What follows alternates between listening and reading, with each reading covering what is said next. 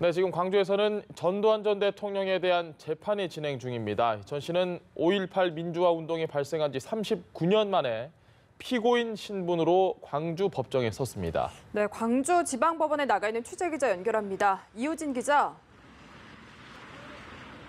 네, 광주지방법원 앞에 나와 있습니다.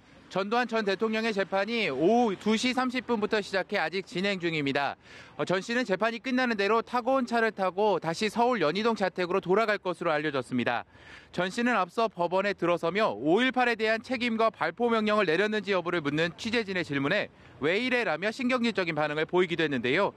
재판은 조금 뒤면 끝날 것으로 예상됩니다.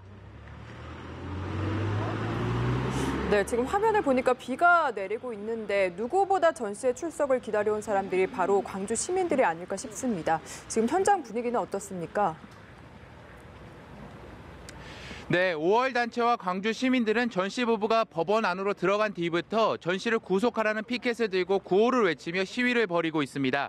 5월 단체와 광주 시민들은 이번이 전 씨가 5.18에 대한 책임을 사죄할 수 있는 마지막 기회라는 입장입니다.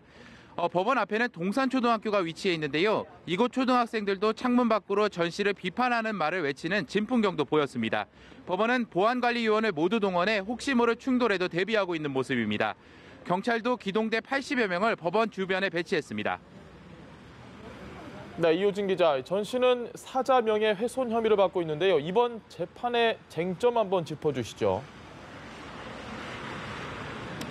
네, 전 씨가 기소된 건 지난해 5월입니다. 지난 2017년 편엔 회고록이 발단이 됐는데요. 전 씨가 회고록에 5.18 당시 헬기 사격을 증언한 고 조비오 신부를 파렴치한 거짓말쟁이라고 모욕한 겁니다. 하지만 전 씨가 알츠하이머와 독감을 이유로 재판을 계속 미루면서 10개월 동안 재판이 단 한 차례도 열리지 못했습니다. 쟁점은 5.18 당시 헬기 사격이 실제 있었는지, 그리고 전 씨가 그 사실을 알고도 고의로 회고록에서 이 사실을 부정했는지가 될 것으로 보입니다. 검찰은 혐의 입증을 자신하고 있습니다. 전 씨가 회고록을 펴내기 전인 2017년 1월 이미 국과수의 타는 감정 결과가 나왔고, 또 작년 국방부 5.18 특조위에서 헬기 사격이 있었던 것으로 밝혀졌기 때문입니다.